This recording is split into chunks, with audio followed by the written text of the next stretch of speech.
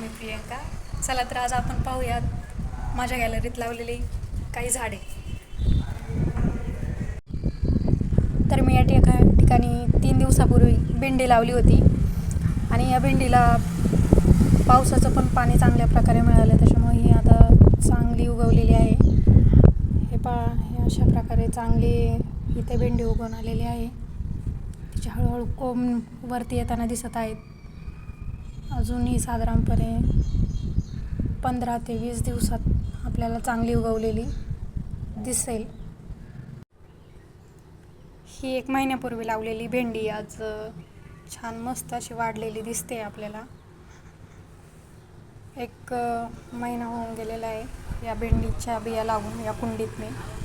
यातच काही मी टोमॅटोच्या बिया पण टाकलेल्या होत्या. त्यात टोमॅटोचे सुद्धा रोप उगवून आलेले आहेत. हे पहा, यात काही मी टोमॅटोचे रोपं पण लावलेले आहेत. हे अशा प्रकारे इथे टोमॅटो लावला आहे. अजून तशी ही झाडं खूप लहान आहेत, कारण त्यांना उगवून फक्त ते 20 ते 25 दिवसाची रोपं आहेत फक्त. ही 1 महिन्यापूर्वी मी तयार केलेली मिरच्यांची रोपे.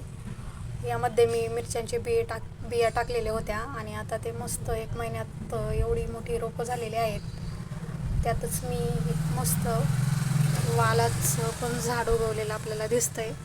वालाची बी मी त्यात लावली होती, तर तो वाल पण आपल्याला असं मस्त असा वाढलेला दिसतोय इथे. मिरच्यांबरोबरच मी यात काही वांग्याचे पण बिया टाकलेल्या होत्या.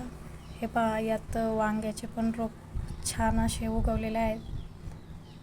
त्याचसोबत मिरच्या आणि वांगी एकत्र मी लावली होती. अशा प्रकारे 1 महिन्यात छान अशी रोपं तयार झालेली आहेत.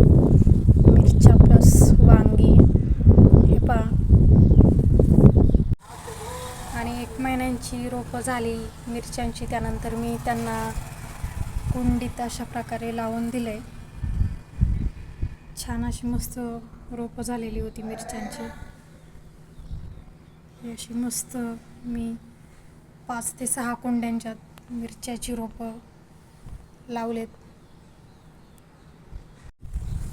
आणि हे वांग्याचं झाड मी साईडच्या कुंडीत पण एक लावलेलं आहे.